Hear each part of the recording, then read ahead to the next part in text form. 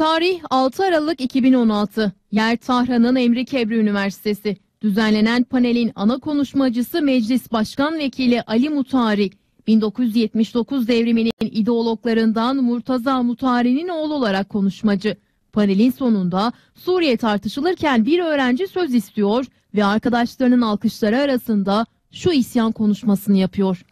همونطور که گفتن تاریخ عادل‌ترین دادگاهی است که میتونه ما رو محکوم کنه و من میترسم از اون روزی و یقین دارم که ما محکوم تاریخیم، چرا که در قبال مسئله سوریه طور سکوت کردیم.